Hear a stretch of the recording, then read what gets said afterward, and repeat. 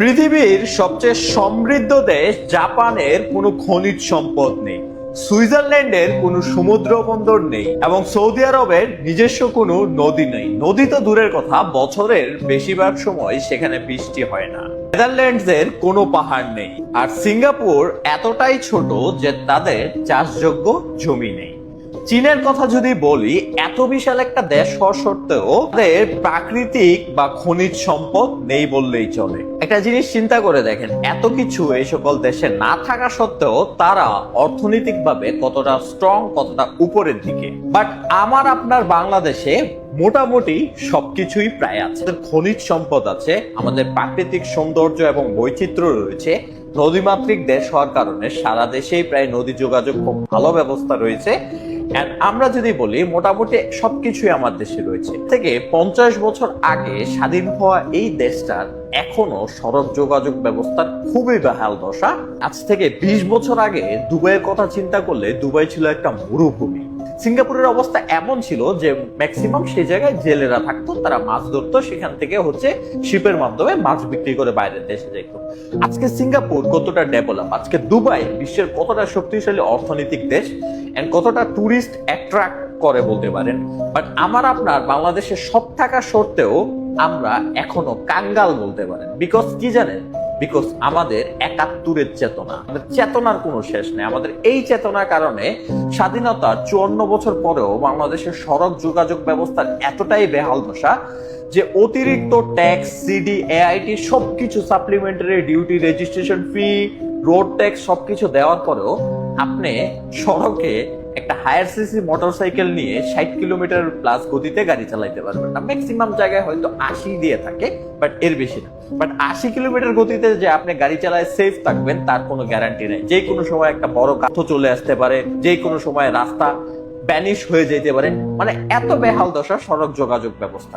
শুধু সড়ক যোগাযোগ ব্যবস্থা না, আমি যদি বলি যে স্বাধীনতার 54 বছর পরেও এত চেতনা নিয়েও আমার আপনার দেশে এখনো পর্যন্ত আমাদের নিজস্ব ভালো মানের ফাইটার জেট নাই, আমাদের নিজস্ব এয়ার ডিফেন্স সিস্টেম নাই ভালো মানের, নিজস্ব কিছুই নাই বলতে পারেন। এর কারণ কিচ্ছু না, এর কারণ জাস্ট একটাই, সেটা হচ্ছে দুর্নীতি বা সিন্ডিকেট।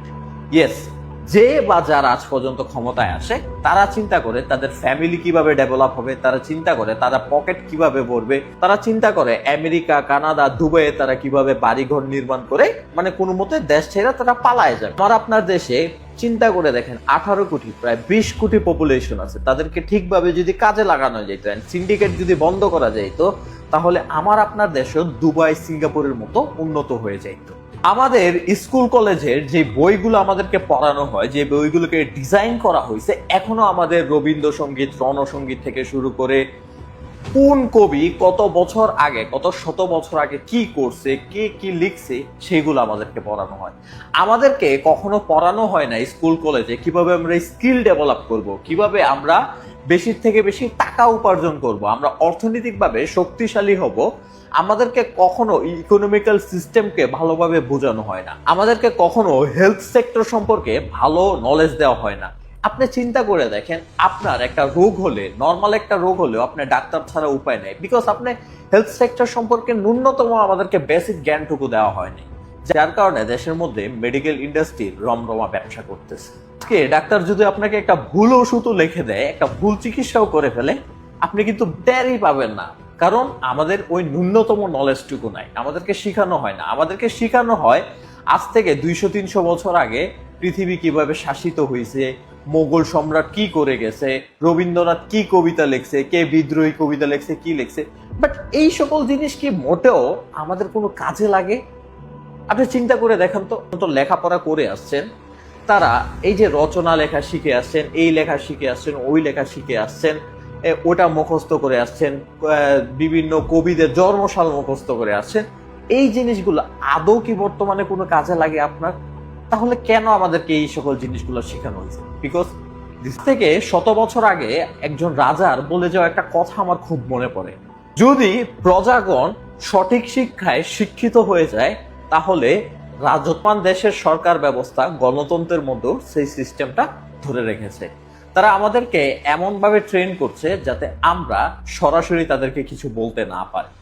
এটা শুধু আমার দেশে হচ্ছে ব্যাপারটা এমন না, এই যে আমাদের মতো দরিদ্র যেই দেশগুলো আছে সে প্রত্যেকটা দেশে সেম ইকোনমিক্যাল সিস্টেম চালায় আসতেছে, যার কারণে আমরা কখনো অর্থনীতিক্যালি সমৃদ্ধশালী হইতে পারি না, নিজেরা উন্নত হইতে পারি না। কিছু সংখ্যক লোক যারা সিন্ডিকেটের আখড়ার মধ্যে বসে আছে তারাই একমাত্র সমৃদ্ধশালী হইতে পারে, তারাই একমাত্র টাকা বানাইতে পারে। আর আমি আপনি গোল্লা। কথাগুলা এখনো অনেকের হয়তো বুঝে আসবে না, বাট যখন বুঝে আসবে তখন কিছু করার থাকবে না।